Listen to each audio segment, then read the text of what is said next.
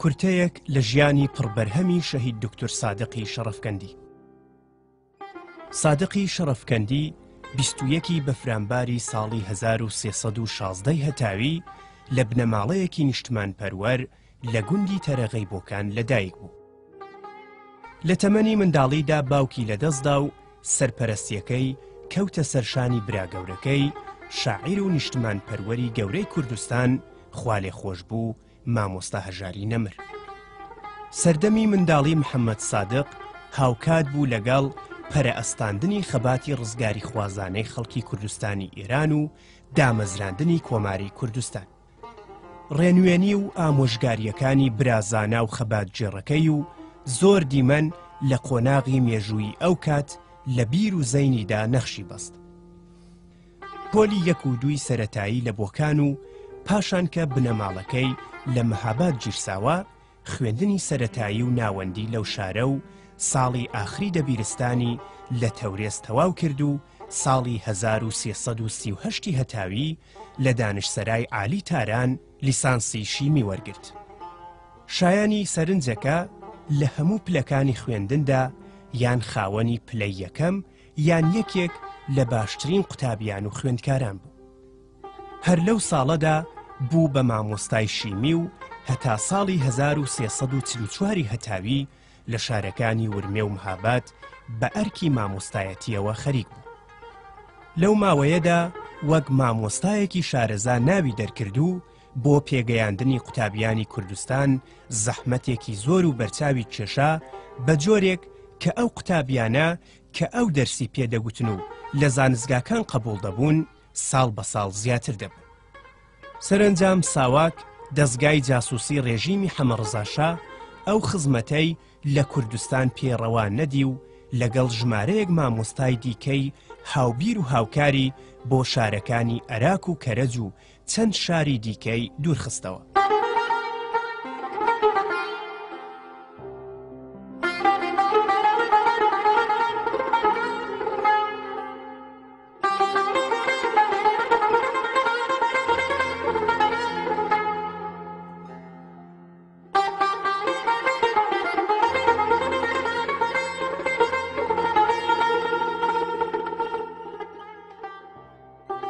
محەممەد سادقی شەڕەفکەندی ساڵی 1349 هەتاوی بۆ زانستگای تەربیەت معەلیم نەقڵ کرا و وەک ئاسیستانی بەشی شیمی کاری پێ ئەسپێردرا. پاش نیشاندانی لێوەشاوەیەکی تەواو لەو ئەرکەدا ساڵی 1351 هەتاوی بە کەڵک وەرگرتن لە بورسی وەزارەتی علوم چوو بۆ فەڕەنسا و پاش 4 ساڵ مانەوە لەو وڵاتە توانی دکتۆرای شیمی ئانالیز واتە شیمی تەجزیە لە زانستگای ژمارە 6 پاریز وەربگرێ. دکتۆر سادقی شەڕەفکەندی ساڵی 1355 هەتاوی گەڕایەوە تاران و وەک ئوستادیاری شیمی لە زانستگای تەربیەت معەلیم درێژەی بەکاری مامۆستایەتیدا کە لە بەجێهێنانی ئەو ئەرکەشدا بە تەواوی سەرکەوتوو بوو. هەر بۆیە بوو بە خۆشەویستی مامۆستایان و خوێندکارانی ئەو زانستگایە و وەک مامۆستایەکی دڵسۆز و لە هەمان کاتیشدا خەباتجێڕ ناوی دەرکرد.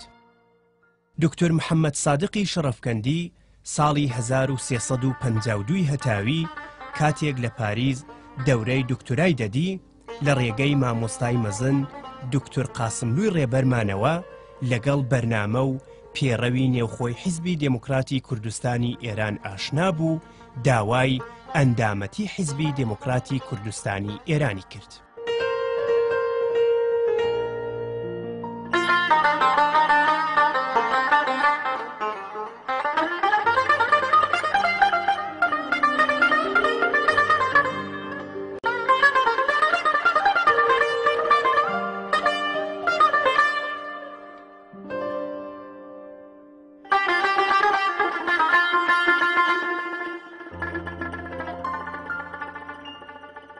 پاش گەڕانەوەی بۆ ئێران بوو بە ڕابطی نێوان دکتۆر قاسملوو ئەندامانی کۆنی ڕێبەرایەتی حیزب و لەو پەیوەندیەدا زەحمەتێکی زۆری کێشا و زۆر جاریش گیانی خۆی خستە مەترسیەوە.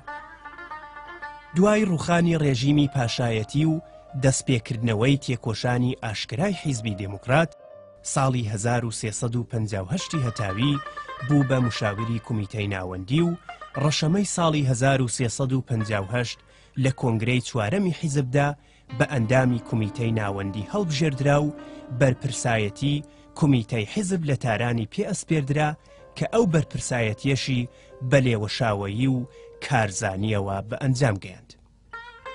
سەرەتای هاوینی ساڵی 1359 هەتاوی لەلایەن ڕێبەرایەتی حیزبەوە بۆ کاری تەواوەخت بانکرایەوە کوردستان و هەموو توانای خۆی لە خزمەت حیزبنا. لە پلۆنۆمی کومیتەی ناوەندی لە هاوینی ساڵی 1359 هەتاویدا بە ئەندامی دەفتەری سیاسی هەڵبژێردرا. لە کۆنگرەکانی پێنجەم، شەشەم، حەوتەم، هەشتەم و نۆهەمی حیزبدا هەموو جارێ بە ئەندامی کومیتەی ناوەندی و لە کومیتەی ناوەندیشدا هەموو جارێ بە ئەندامی دەفتەری سیاسی هەڵبژێردراوەتەوە. دکتۆر سادقی شەڕەفکەندی لە ماوەی بوونی لە ڕێبەرایەتی حیزبدا زۆرتر بەرپرسایەتی بەشی تەبلیغات واتە ڕادیۆ و چاپەمەنی لەسەرشان بوو لە ساڵی 1365ەوە هەتا کاتی شەهیدبوونی مامۆستای گەورەمان دکتۆر قاسملووی نەمر ئەرکی جێگری سکرتێری گشتی حیزبی بە ئەستۆ بوو. دکتۆر سادقی شەڕەفکەندی لە یەکەم پلۆنۆمی دوای شەهیدبوونی دکتۆر قاسملوودا بە تێگڕای دەنگی ئەندامانی کومیتەی ناوەندی بە سکرتێری گشتی حیزب هەڵبژێردرا و لە کۆنگرەی نۆهەمی حیزبیشەوە تا کاتی شەهیدبوونی واتە 26 خەرمانانی ساڵی 1371 هەتاوی سکرتێری گشتی حیزبی دموکراتی کوردستانی ئێران.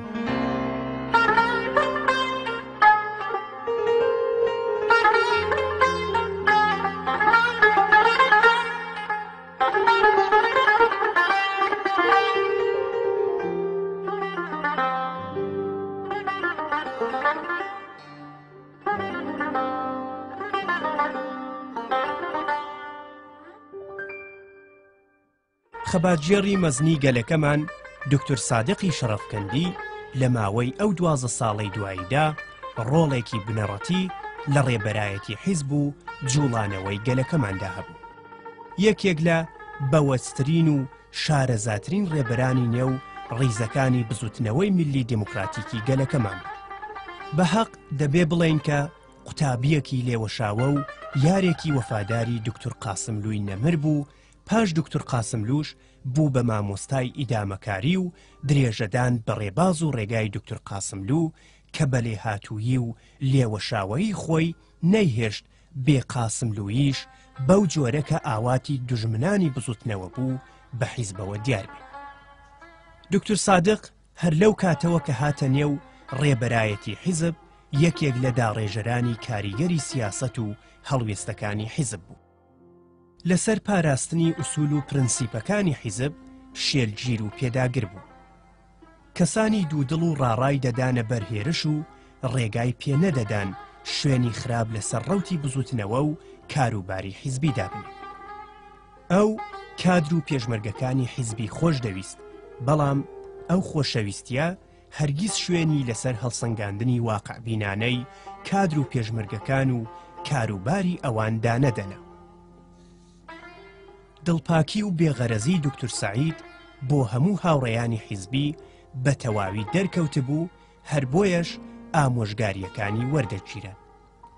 نەخشی گرنگی تەشکیلاتی لە حیزب و بزوتنەوەدا زۆر بەباشی هەست پێکرد بوو، بەڵام هەرگیز تەشکیلاتی بەجێی خەڵکدا نەدەنا و لە هەر جۆرە دەمارگرژیەک بەدوور بوو، چونکە ئەو تەشکیلاتی حیزب و خودی حیزبیشی بۆ ڕێبەرایەتیکردنی خەباتی گەل دەویست.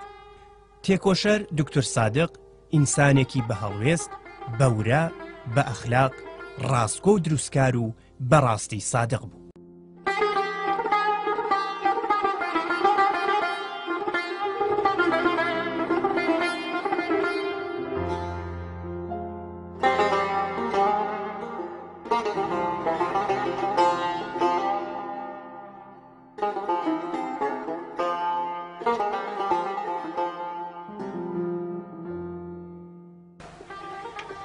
داعشی ئەو هەموو شەهیدانە، ئەو هەموو دایکە دەستوراوانە، سەرسوتراوانە، خوشکان و برایانی ئازیز دەستوراوانە. هەموو چاویان لێ میلەتێک چاوی لێ من ئیجازەم وەرگرتووە لە بەڕێوەبەراتێک وهو أمر يتم إجازة هي ودخل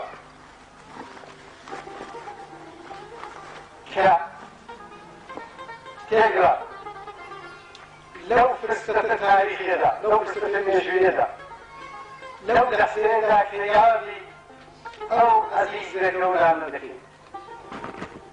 بريان بلي كلمات هذا كلمة ودقم جياشي ولكتيش هوالا تقال روحي باشي دكتور قاسم الكوشي اسمه دكتور قاسم الكوشي ما هو سامع غير براي كبير كنجران عن ربع بدوان داري أمن وقته يا سيدكي يا أرض خارما برسيد به كبير خيراته أتبدأ وجبك